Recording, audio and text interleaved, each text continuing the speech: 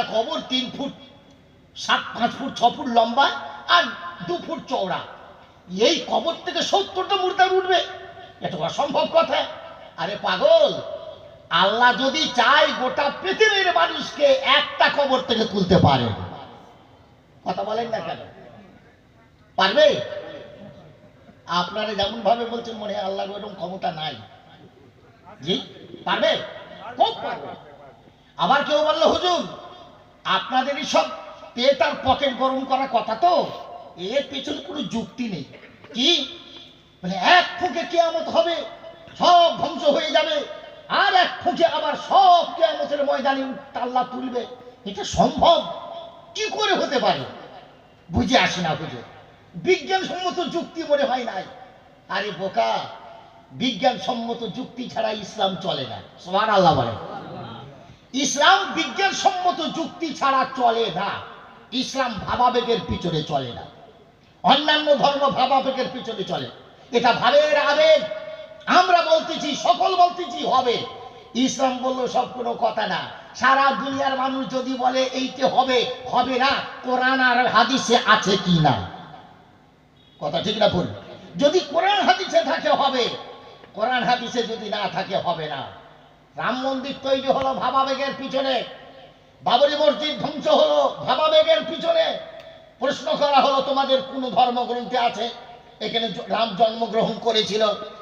আমাদের মহামান্য ব্যক্তিরা বললেন কি না, তা বলতে পারবে না, তবে হিন্দু সমাজের ভাবাবেগ, ওরা ভাবে, ওদের মনের এটা বাসনা, রাম এখানেই জন্মগ্রহণ করেছে, তাই এটা মসজিদ হবে, মসজিদ ভেঙে মন্দির হবে। কথা বুঝতে পারলেন? ইসলাম এরকমের পেছনে ছোটে নাই।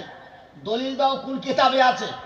প্রথম হলো কোরআন, কোরআনে যত হাদিস, তা যদি না থাকে ইজমা সাহাবাদের দেখাও, তারপরে মানবো।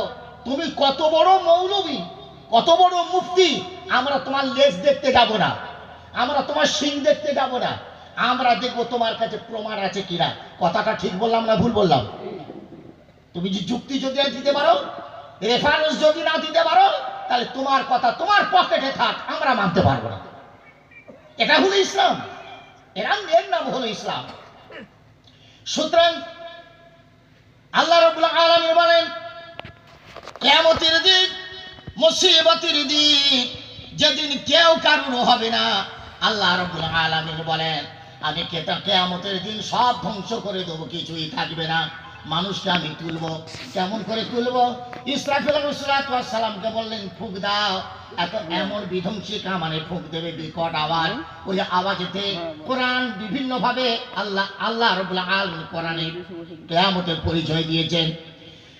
এমন ফুঁক দেবে, এমন বিকট আওয়াজ উঠবে, যে আওয়াজে পৃথিবীর সব ধ্বংস হয়ে যাবে, মানুষগুলো সব মারা যাবে, প্রাণী জগৎ মরে যাবে। আবার আল্লাহ রাব্বুল আলামিন কত বছর জানি না, হিসাব দিতে পারে না কেউ। আল্লাহ আবার লক্ষ লক্ষ বছর পরেও হতে পারে।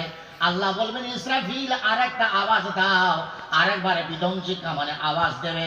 আওয়াজের সাথে সাথে যত প্রাণী জগৎ সব জিন্দা হয়ে উঠবে। এর একটা যুক্তি আমি দেখাই। ডট পেন দেখেছেন? ডট পেন, জি, 5 শিকের ডট পেন, 1.5 টাকার ডট পেন, মাথায় একটা বটন থাকে, টিপলে নামে আবার ফের ওঠে। এখন আপনি কলমটা লেখার পরে আপনি চাচ্ছেন নিবিড়টা ঢুকিয়ে দেবেন, ভিতরে তুলে দেবেন, একবার মাথায় টিপবেন, নিবিড়টা উঠে যাবে। নাকি আমি ভুল বলতেছি? বুঝতে পারছি না, ঠিক তো? আচ্ছা, এবার আপনি যখন প্রয়োজন পড়ে যে আপনি বার করবেন, লিখবেন, ফের মাথায় একটা টিপুন, তাহলে আবার ফের কি হবে? বেরিয়ে যাবে। তা 5 শিকের বুদ্ধি মানুষের বুদ্ধিতে যদি একটি ফোনে ঢুকতে পারে, একটি ফোনে বেরোতে পারে, আমার আল্লাহর কি এতটুকু বুদ্ধি নাই? এক ফুঁকে সারা দুনিয়া ধ্বংস করে দিয়ে আর দ্বিতীয় ফুঁকে ফের সব তুলতে পারবে? وَلَقَدْ عَلِمْنَا مَا تَنْقُصُ الْأَرْضُ مِنْهُمْ وَعِندَنَا كِتَابٌ حَفِيظٌ। আমি তুলতে পারি। মানুষ কোথায় মরেছে, কোন কবরে গেছে, কতদিন আগে গেছে, আমি সব জানি না।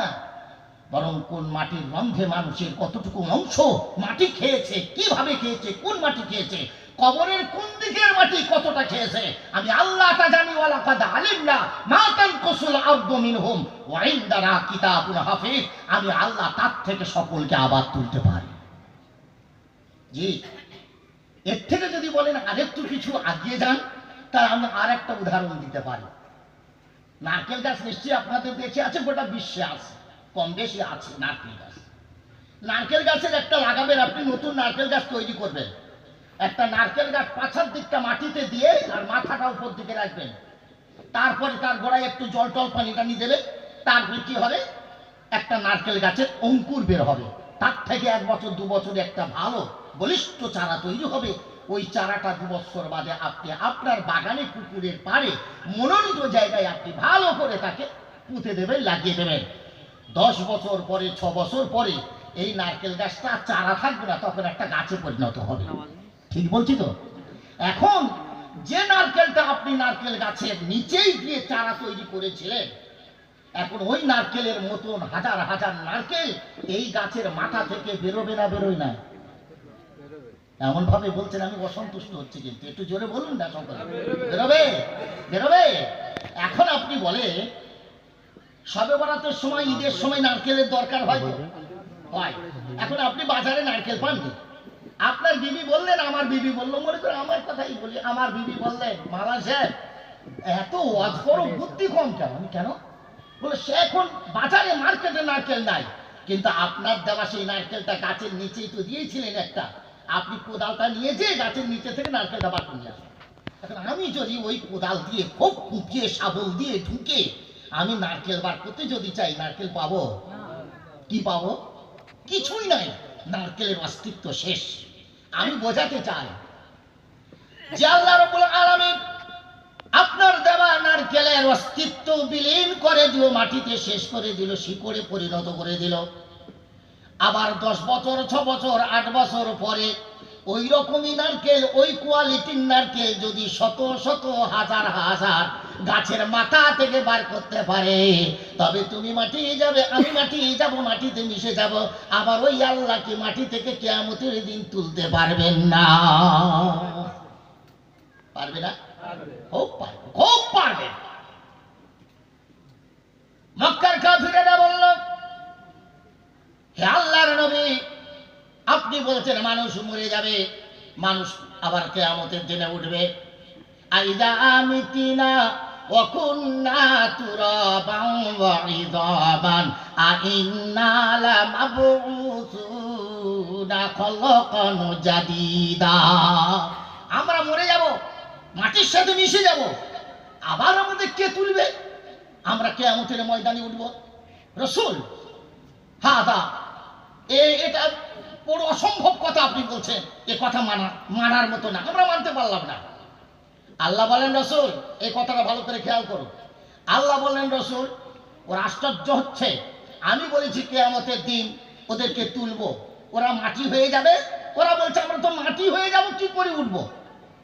আর রাসূল ওদের বলে দাও, কুল, রাসূল বলে দাও, কুনু হিজারাতান আও হাদিদা। রাসূল তুমি ওদের বলে দাও, ওরা আশ্চর্য হচ্ছে, মাটির সাথে মিশে যাবে, মাটি থেকে কেমন করে তুলবো? আমি আল্লাহ রাব্বুল আলামিন, আমি ওদের বলছি, রাসূল বলে দাও, ওরা যদি পাথর কিংবা লোহাও হয়ে যায়, তবু আমি আল্লাহ পুনর্জীবনে আনবো। মাটি থেকে তোলা সহজ না কঠিন? মাটি থেকে তোলা সহজ না? আরে ভাই, মাটি থেকে ইট বানানো হচ্ছে, টাই বানানো হচ্ছে, হাড়ি বানানো হচ্ছে, কত কি বানানো হচ্ছে, মাটি থেকে তৈরি করা তো সহজ। আল্লাহ বলে ওটা তো সহজ, ওরা কেন আশ্চর্য হচ্ছে? মাটি থেকে তুলবো, যদি পাথর হয়ে যায়, লোহাও যদি হয়ে যায়, আমি আল্লাহ পাথর থেকে লোহা থেকে ওদেরকে দ্বিতীয়বার পুনর্জীবনে কিয়ামতের ময়দানে আনবো। আশ্চর্য, মানুষ বুঝে না, মানুষকে বোঝানো যায় না, কিন্তু যেদিন আপনি বুঝবেন সেদিন কোনো পথ থাকবে না। পথ থাকবে কিছু? কোনো পথ থাকবে না।